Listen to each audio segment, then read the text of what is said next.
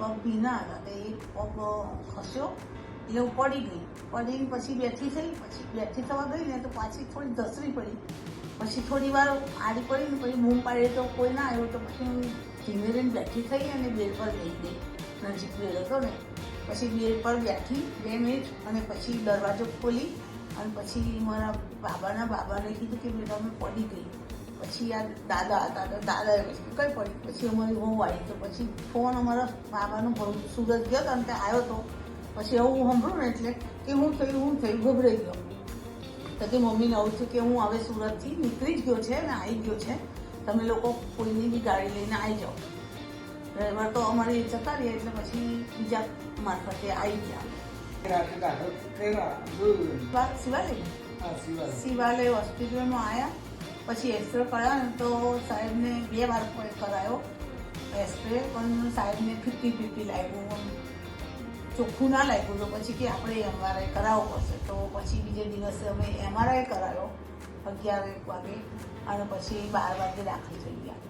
પછી સર્જનું ઓપરેશન થયું અને ઓપરેશન સફળ છે. ડૉક્ટર સાહેબ બહુ સારા છે અને સંતોષકારક મને થઈ ગયું અને બહુ રિકવરી આવી છે.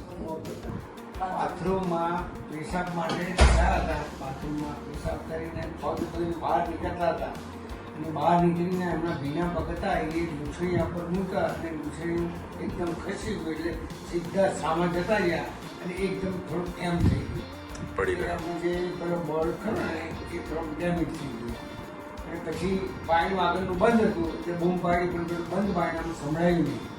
પછી થોડી વાર થઈ પોતાની જાતે હિંમત કરી અને બેડ ઉપર બેસી ગયા. બેસીને પછી ઊભા થઈ અને જાતે પાણી ખોલી પછી અમને કીધું પડી ગયું છે.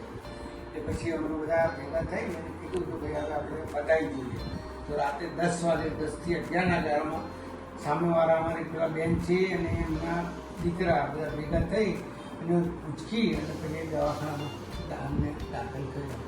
પછી ડૉક્ટર સાહેબને બતાવ્યું, ડૉક્ટર સાહેબે કીધું કે અમને જોઈ લઈએ. સવારે તમને એમ કે એક્સરે લઈ શું છે રાતે લીધો હતો પણ કે બહુ છે નથી કશું, પણ સવારે તમને એક્સરે લઈ પછી કહીશું કે ભાઈ શું છે હકીકત શું છે. હકીકત જાણ્યા પછી જો હશે તો તમને ઓપરેશન કરાવીશું. પછી પોતાની હોસ્પિટલમાં દાખલ કર્યા અને વરુણ સાહેબ અને પછી વરુણ સાહેબને અમે બતાવ્યું. પછી અમે ચેક કરીને કીધું કે સારું કંઈ વાંધો નહીં, આપણે કાલે ચેક કરી અને એક્સરે લઈને પછી આપણે જે હશે તેનો નિર્ણય લઈશું. કરાવ્યું અને પછી એક્સરે લીધો તો એમણે કીધું કે ભાઈ એક બાજુનું છે ને તમારો પેલો બોલ ડેમેજ થઈ ગયો છે, તમારે ઓપરેશન કરાવવું છે. બહુ મોટું ઓપરેશન નોર્મલ છે, ઓપરેશન ચિંતા કરવા જેવું છે નથી કેવું. પછી સારું પછી દાખલ થયા અને પછી ડૉક્ટર સાહેબે કીધું કે તમે સવારે કોઈ નાસ્તો કે ચા પાણી કરશો નહીં. એટલે સવારે કરી લીધો હતો પણ પછી બપોરનો ટાઈમ થયો એટલે એમને કીધું કે હવે તમે છે ને થોડુંક પેલો મસાલા જેવો ઉકાળો પી અને તમે સાંજે આપણે 8 થી 9 ની અંદર ઓપરેશન કરીશું. પછી બપોરે 2 વાગે અમે પેલો મસાલો ઉકાળો લાઈન પીધો, પીને પછી રાતે લગભગ 8 થી 10ના ગાળામાં ઓપરેશન કરાવ્યું. 2 કલાક જેવું થયું પણ ઓપરેશન તો લગભગ 45 મિનિટનું હતું અને ઓપરેશન સફળતાપૂર્વક થયું, સારું થયું અને સંતોષકારક મને ડૉક્ટર સાહેબનું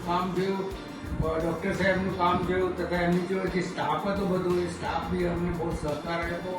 પછી જે કંઈ બી હતું પ્રોબ્લેમ એ અમને સોલ્વ કરાવી અને અત્યારે 3જો દિવસ થયું છે, થોડું ચલાય છે અને અમને થોડોક સંતોષકારક જવાબ મળ્યો છે. બહુ આભાર.